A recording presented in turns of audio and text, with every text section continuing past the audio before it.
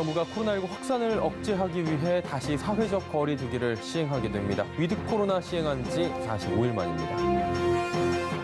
홍남기 부총리 겸 기획재정부 장관이 올해와 내년 경제 성장률 목표치를 각각 4%대와 3%대 초반으로 제시했습니다. 전 세계 관심이 쏠렸던 미국의 FOMC 막을 내렸습니다. 불확실성이 거치며 국내 증시의 청신호가 커지긴 했는데 추세적 상승을 점치긴 이르단 분석입니다. 내년 초 한국은행이 기준금리를 추가 인상할 것으로 관측되며 주택담보대출 변동금리 상승에는 더 가팔라질 전망입니다. 이슈 플러스에서 자세하게 짚어보도록 하겠습니다. 센 경제라이브 출발합니다.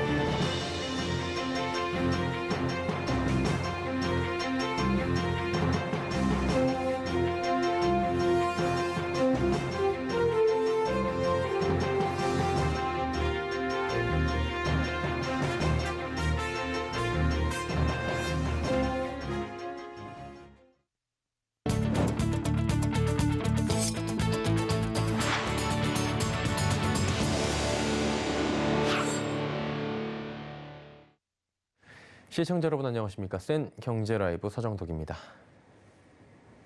정부가 코로나19 확산을 억제하기 위해 다시 사회적 거리 두기를 시행합니다. 위드 코로나를 시행한 지 45일 만입니다. 김부겸 국무총리는 코로나19 대응 중앙재난안전대책본부 회의에서 사회적 거리 두기가 오는 18일부터 내년 1월 2일까지 16일 동안 시행된다고 밝혔습니다. 사적 모임 규모로 축소하고 식당과 카페, PC방, 헬스장을 비롯한 실내 체육시설 등의 영업시간을 규제한다는 방침입니다. 사적 모임은 접종자 4명까지만 허용되고 전국 모두 동일하게 적용합니다. 1그룹에 속하는 유흥업소 등 주점과 2그룹 식당, 카페, 노래 연습장, 실내 체육시설 등은 오후 9시까지 영업합니다. 3그룹 및 기타 일부 시설에 해당되는 영화관, 공연장, PC방 등은 오후 10시까지 영업이 가능합니다. 홍남기 부총리 겸 기획재정부 장관은 올해와 내년 경제 성장률 목표치를 각각 4%대와 3%대 초반으로 제시했습니다.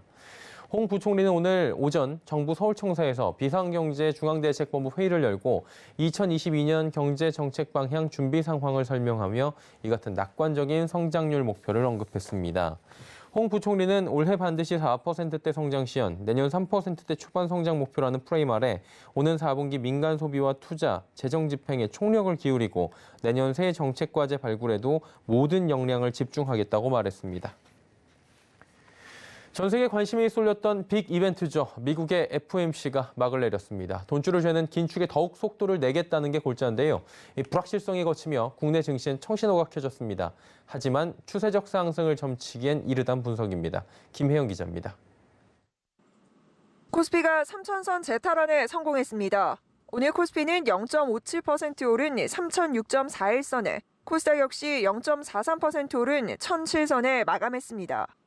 FOMC 불확실성이 해소되며 투자 심리가 살아난 겁니다. 간밤 미 연준은 금융자산 매입을 내년 3월에는 끝낼 방침을 시사했습니다. 자산 매입 축소 규모를 현재 150달러에서 300억 달러로 2배 늘리겠다는 겁니다.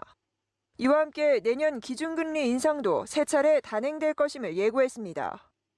연준이 긴축에 명확한 시간표를 제시하며 시장의 불확실성이 제거되자 시장은 안도 랠리를 이어갔습니다. 그러나 추세적 상승을 예단하긴 어렵다는 게 증권가의 시각입니다. 긴축의 가속에 붙으며 증시에 부담으로 작용할 가능성이 큰 겁니다. 또한 미국의 인플레이션의 정도에 따라 연준의 입장이 향후 달라질 수도 있습니다. 또한 단기적으로는 오는 금요일 미국 증시의 선물 옵션 만기 이후 외국인의 수급 동향을 체크해야 한다는 조언입니다. 금리 인상에 대한 강도가 내년에 점도표에서 3회 이상 찍힐 거라고 예상했던 바는 별로 없었고요. 그건 좀 더 매파적이었기 때문에 일정 부분 부담으로 작용할 수는 있습니다. 대략 현재 수준 정도에서 조금 박스권 움직임들이 더 나타나지 않겠냐. 서울경제TV 김혜영입니다.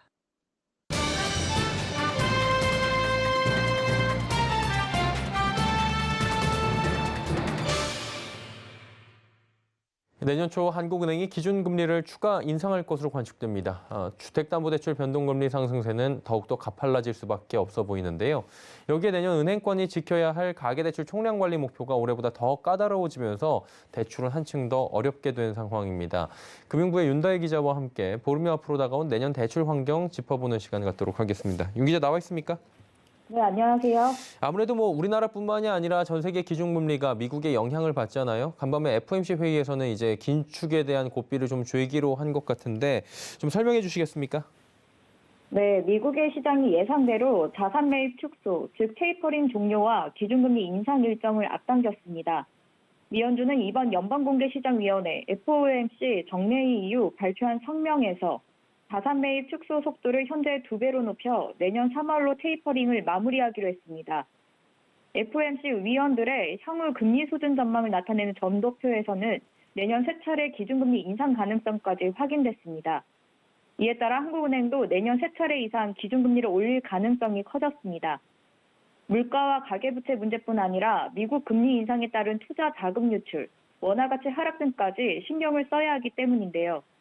달러와 같은 기축통화가 아닌 원화 입장에서 만약 기준금리 등 정책금리 수준이 미국과 같거나 높더라도 차이가 크지 않으면 외국인 투자자들의 자금 유출 등이 나타날 수 있기 때문입니다. 미국 금리 인상으로 달러 가치 상승과 원화 가치 하락이 예상된다는 점에서도 적정 수준의 기준금리 격차를 유지할 필요가 있습니다. 이주열 한은 총재도 기준금리를 올린 지난달 금통위 회의 직후 기자간담회에서 이번 인상으로 기준금리가 1%가 됐지만 여전히 완화적인 수준이라며 내년 1분기 기준 금리 인상 가능성도 배제할 필요는 없다며 내년 기준금리 추가 인상 가능성을 시사했습니다. 전문가들은 내년 1월이나 2월 중 금통위가 기준금리를 0.25%포인트 한 차례 더 올리고 하반기에도 한두 차례 추가 인상하는 경우를 가장 유력한 시나리오로 꼽고 있습니다. 가계부채 급증과 금융 불균형 문제나 물가 상승 대응만을 고려해도 내년 2-3차례 추가 인상이 예상됐었는데요. 여기에 미국 금리 인상 일정까지 앞당겨진 만큼 금통위와 기준 금리를 더 올릴 가능성이 커진 겁니다. 예, 그리고 시장의 움직임도 지금 빨라지고 있다고 하는데 오늘부터 주담대 금리가 또 올랐습니까? 네, 맞습니다. 최고 연 5%를 넘어선 은행 주담대 금리가 오늘부터 일제히 올랐습니다. 주담대 변동금리의 기준이 되는 코픽스가 사상 최대 폭으로 뛰었기 때문인데요. 코픽스는 국내 8개 은행이 자금을 조달할 때 들인 비용을 수치로 나타낸 값으로 코픽스가 올랐다는 건 그만큼 은행이 돈을 조달하는 비용이 비싸졌다는 의미입니다. 은행연합회에 따르면 11월 신규 취급액 기준 코픽스는 1.55%를 기록하며 전달보다 0.26%포인트 올랐습니다. 이는 2010년 2월 코픽스 공시를 시작한 후 가장 큰 상승폭입니다. 유례없는 상승폭에 변동금리가 고정금리보다 높아지는 이른바 금리 역전 현상도 확산하고 있는 모양새입니다.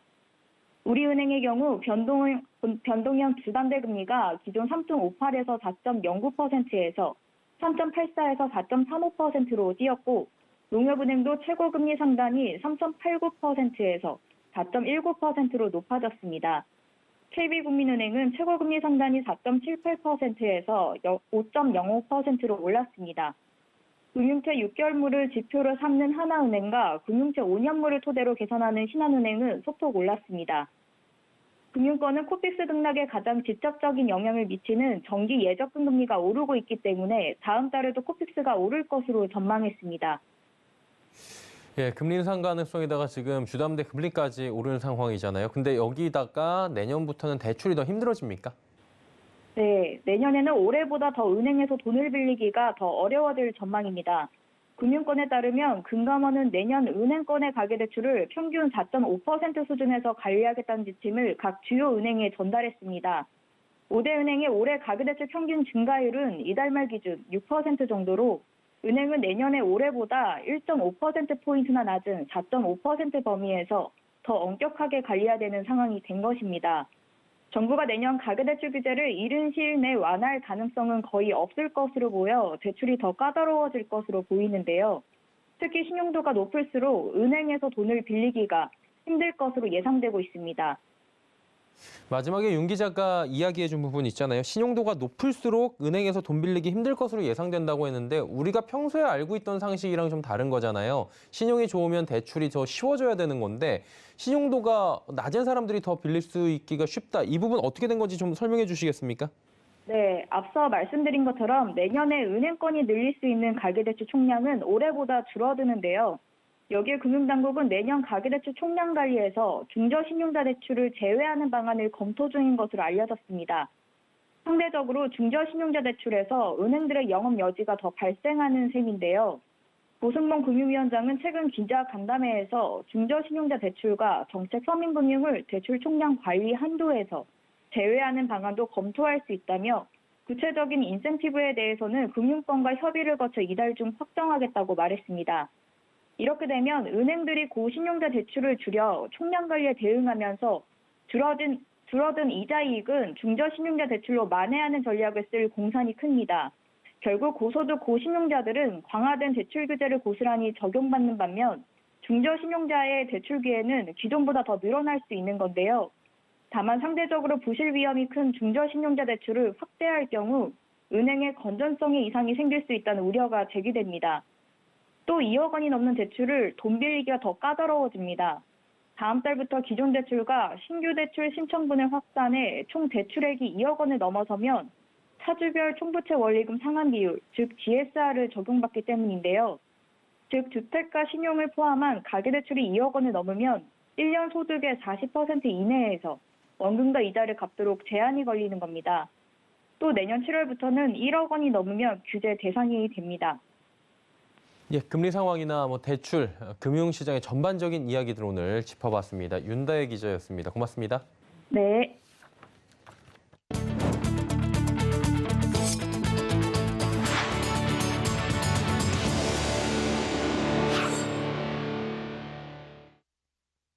증시에서 개인 투자자들의 거래 비중 50%를 밑도는 수준까지 떨어졌습니다. 한국거래소에 따르면 코스피에서 개인의 거래 비중은 이달 들어 48.4%로 지난 10년간 평균 수준으로 떨어진 것으로 나타납니다. 코스피에서 개인의 거래 비중은 작년 4월부터 올 10월까지 18개월 연속 60%를 웃돌다가 지난 10월과 11월 50%대 후반까지 떨어져 지난해 2월보다 낮아졌습니다. 앞서 개인은 작년 1월부터 올 10월까지 22개월 동안 코스피에서만 121조 원을 순매수했고 월 단위 순매도는 작년 11월이 유일했습니다. 글로벌 경기 침체와 코로나19 팬데믹으로 불황을 보낸 세계 조선 시장 10여 년 만에 호황을 맞았죠. 글로벌 시장에서 환경 규제가 강화되고 있지만 우리 조선업계는 친환경 기술을 앞세워 기대감을 키우고 있다고 합니다. 문다혜 기자입니다. 코로나19 속에서도 우리 조선업체들이 글로벌 선주사들로부터 수주 행보를 이어가고 있습니다. 올해 국내 조선 3사의 LNG선 누적 수주량은 66척, 기존 최대 수주 기록인 2018년을 넘어섰습니다. 한국조선해양이 30척으로 가장 많이 수주했고 삼성중공업이 21척, 대우조선해양이 15척으로 뒤를 이었습니다. 특히 2008년 이후 13년 만에 조선 3사가 모두 연간 목표 수주량을 달성할 정도로 업황이 개선된 상황. 여기에 최근 전 세계적으로 부는 친환경 바람에 전망도 밝습니다. 국제해사기구의 해양 탄소 배출 강화 정책에 따라 전 세계적으로 탄소 배출량을 줄인 LNG선 수요 확대가 예상되는데 이는 국내 조선업계가 강점을 가진 분야이기 때문입니다. 세계적으로 환경 규제가 강화됨에 따라 친환경 선박이 각광받으면서 조선업 시황이 빠르게 회복되고 있습니다. 저희도 안정적인 수주 잔고를 바탕으로 향후 수익성 위주의 선박 수주에 더욱 노력해 나갈 것입니다. 글로벌 시장에서 국내 LNG선 수주 점유율은 2018년 98%, 2019년 94%, 2020년 72%입니다. 여기에 친환경 선박 발주나 개조에 대한 수요가 늘면서 통상 20년에서 30년인 선박 교체 시기가 당겨지고 있는 점도 긍정적입니다. 특히 LNG선 공급이 부족한 상황이 이어지고 있어 추가 가격 인상이 이뤄질 것으로 보이는 데다 내년 선박 건조 비용의 20%가량을 차지하는 후판 가격이 안정화될 것이란 전망도 실적 기대감을 키우고 있습니다. 서울경제TV 문다입니다. 한국전력과 한국가스공사 등 에너지 공기업이 탄소 중립 실현을 위해 발빠른 행보를 보이고 있습니다. 내년 초 에너지 공기업 탄소 중립 협의회가 출범하면 탄소 중립 실천에 속도가 더 붙을 것으로 전망됩니다. 장민성 기자입니다. 한국전력과 한국가스공사 등 15개 에너지 공기업이 탄소 중립 시대를 열기 위해 속도를 내고 있습니다. 정부의 2050 탄소 중립, 2030년 국가 온실가스 감축 목표 달성과 탈탄소 기술 및 재생에너지 확보라는 두 마리 토끼를 잡겠다는 겁니다. 한전은 태양과 바람에서 친환경 전기 생산을 모토로 내년부터 태양광, 해상풍력 발전 사업을 본격 추진합니다. 2026년까지 신재생 에너지 발전 용량을 지금의 10배인 1.1기가와트 규모로 늘린다는 목표입니다. 한전은 탄소 중립을 위한 방안으로 선제적 송배 전망 구축 및 안정성 강화, 에너지 효율 향상 촉진, 전력 생산 수요 분산화 주도, 지속가능 탄소 중립 이행 기반 마련 등을 제시했습니다. 또 가스공사는 광주 수소 생산기지 구축을 시작으로 2030년까지 총 152개소의 수소 충전소 구축을 통해 대한민국 대표 수소 플랫폼 기업으로 도약한다는 계획입니다. 수소 생산기지는 2023년 3월 준공 예정으로 1일 4톤 이상 규모로 생산될 전망입니다. 가스공사는 향후 수소 플랫폼 구축, 저탄소 LNG 공급 등을 추진할 계획입니다. 한편 산업통상자원부는 오늘 박기영 제2차관 주재로 한전 등 15개 에너지 공기업, 공공기관 대표 등과 에너지 공기업 탄소중립 간담회를 열었습니다. 이 자리에서 산업부는 내년 초 에너지 공기업 탄소중립 협의회를 출범하고 탄소중립 기본법 제26조에 따라 탄소중립 실천 방안 등을 지속적으로 소통해 나가기로 했습니다. 서울경제TV 장민선입니다. 현대자동차그룹이 오늘 첨단 로보틱스 기술이 집약된 신개념 소형 모빌리티 플랫폼 모베드를 공개했습니다. 모베드는 납작한 직육면체 모양의 바디에 기능성 바퀴 4개가 달려있어 기울어진 도로나 요철에서도 수평을 유지할 수 있고 휠 베이스와 조향각 조절이 자유로운 것이 특징입니다. 현대차그룹은 바퀴와 바디를 자유롭게 조절할 수 있는 만큼 흔들림을 최소화해야 하는 배송 또 안내 서비스, 촬영 장비 등에 쓰일 수 있을 것으로 전망합니다. 또 플랫폼 크기를 사람이 탑승 가능한 수준까지 확장하면 노인과 장애인의 이동성 개선이나 유모차, 레저용 차량 등 1인용 모빌리티로도 활용할 수 있을 것으로 기대됩니다. 삼성전자가 차세대 차량용 메모리 솔루션을 세계 완성차 업체에 공급하며 본격적 시장 확대에 나섭니다. 이번에 공급되는 차량용 메모리 솔루션은 고성능 인포테인먼트 시스템에 최적화된 PCLE 3세대, NVMe 256GB SSD, 또 2GB DDR4 D램, 2GB GDDR6 그래픽 D램입니다. 이와 함께 자율주행 시스템용 2GB GDDR6 그래픽 D램, 128GB UFS 등까지 총 5종류입니다. 먼저 256GB SSD는 초당 2100MB 연속 읽기 속도와 초당 300MB 연속 쓰기 속도로 기존 제품보다 각각 7배, 2배씩 빨라졌습니다. 또한 2GB GDDR6는 핀당 최대 1초당 14GB 수준의 데이터 처리 속도를 지원합니다. 이를 통해 다양한 고사양 멀티미디어 콘텐츠와 대규모 자율주행 데이터를 빠르게 처리할 수 있습니다. LG전자가 신개념 공기청정팬 퓨리케어 에어로타워를 선보였습니다. 공기청정에 온송풍 기능을 더한 이 제품은 정화된 공기를 희망 온도에 맞춰 원하는 풍량과 또 방향으로 내보낼 수 있습니다. 특히 온풍 기능은 따뜻한 바람을 내보내 공간을 빠르게 데워주는데 LG전자는 자체 시험 결과 20도씨의 실내 온도를 9분 만에 5도 높였다고 설명했습니다. 이외에도 LG 휘센타워 에어컨의 UV 나노 기능은 바람을 내보내는 팬을 UV LED로 살균해 유해 세균을 99.99% 제거해 위생을 강화했습니다.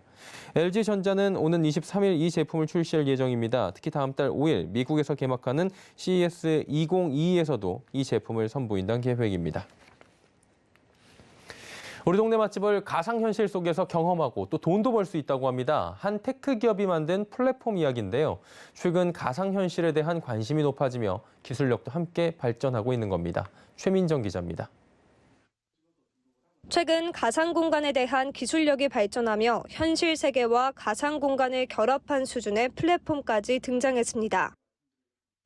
그동안 이런 메타버스 서비스라든가 가상부동산 서비스는 많이 나오고 있는데 트윈코리아는 처음으로 현실 세계 물리 공간과 메타버스를 결합한 그런 메타버스, 공간 메타버스 플랫폼이라고 이해를 하시면 되겠습니다. 트윈코리아 유저들은 오프라인의 식당과 상점을 이용한 뒤 트윈코리아 가상공간 속에서 리뷰 작성, 영수증 인증, 결제 등의 활동을 하면 이에 대한 보상금을 지급받게 됩니다. 이렇게 지급받은 보상금은 온 오프라인에서 이용할 수 있습니다. 특히 이 보상금으로 트윈코리아 세상 속 부동산을 구매해 수익을 창출할 수 있습니다. 트윈코리아에는 3,000평 단위의 분할된 부동산 셀이 100만여 개가 존재하는데 셀을 분양받은 오너는 유저들의 액티비티 참여도에 따라 수익을 창출할 수 있게 되는 겁니다. 이렇듯 트윈코리아를 통해 현실 경제 활동이 가상현실 속에도 반영이 되고 가상현실의 활동이 현실 공간에도 반영되는 이른바 현실 기여형 메타버스 생태계가 구축될 수 있게 됩니다. 트윈코리아를 론칭한 식신은 내년 3, 4분기 코스닥 상장을 예정하고 있으며 트윈코리아 플랫폼을 미국, 중국, 일본, 유럽 등 해외 시장에 진출하겠다는 목표를 전했습니다. 서울경제TV 최민정입니다. 소기업 소상공인의 사회 안전망 노란우산 가입자가 150만 명을 넘어섰습니다. 중기중앙회는 이 제도의 장점과 혜택을 현장에 알리기 위해 홍보 창구 다각화에 나섰다고 합니다. 정세미 기자입니다. 중소기업 중앙회가 오늘 여의도 중기중앙회에서 노란우산 서포터즈 발대식을 열었습니다. 노란우산은 폐업이나 노령 등으로 어려움을 겪는 소상공인의 생활 안정을 도모하고 사회 안전망을 확충하기 위해 마련된 공적 제도입니다. 지난 2007년 출범해 14년 만인 올해 재적가입 153만 명, 부금 17조 7천억 원을 돌파했습니다. 이번 발대식에서는 내년 노란우산 TV 광고에 출연하는 소기업과 소상공인 모델 12명을 노란우산 서포터즈로 위촉했습니다. 중기중앙회가 홍보대사가 아닌 민간 차원의 알림이를 선정한 건 이번이 처음입니다. 중앙회는 노란우산의 장점과 혜택 등을 현장에 공유한다는 계획입니다. 제도의 가장 큰 장점인 소득 공개는 물론 다양한 복지 서비스, 혜택을 제대로 알리는 홍보 활동이 매우 중요합니다. 가입을 더 많이 확대하고 더 좋은 복지를 지원해서 670만 소상공인이 함께하는 든든한 사회 안전망을 구축하도록. 1기 서포터즈 회장은 장용준 새빵섬유 대표이사, 부회장은 최주리 창덕궁 한의원 원장 등을 추대했습니다. 서포터즈는 앞으로 노란우산 관련 주요 행사 참석과 사회 관계망 서비스 활동 등 온 오프라인에서 노란우산을 알릴 계획입니다. 서울경제TV 정세미입니다.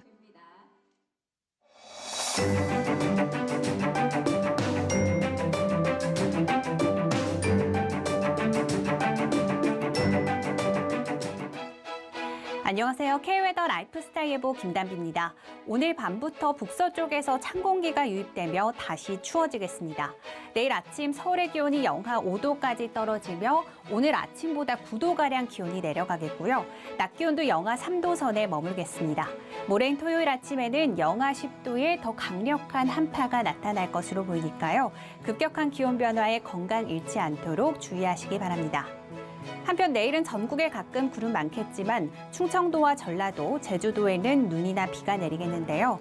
충남 서해안과 전라 서해안, 제주도는 아침부터 비가 내리기 시작해 늦은 밤까지 5에서 20mm의 비가 내리겠고요.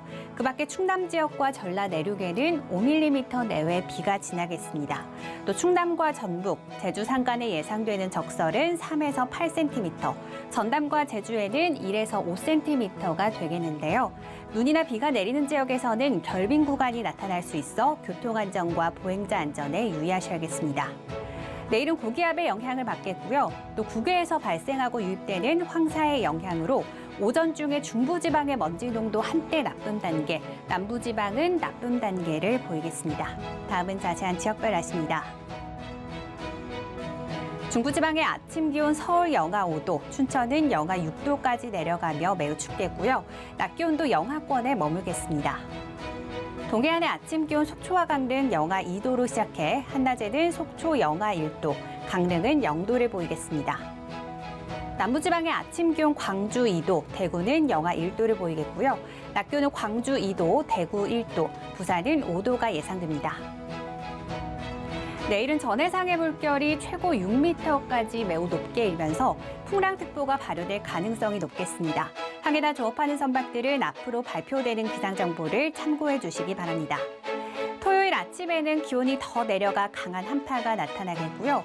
주말 동안 중북부와 서쪽 지방을 중심으로는 눈이나 비가 내릴 전망입니다. 날씨였습니다.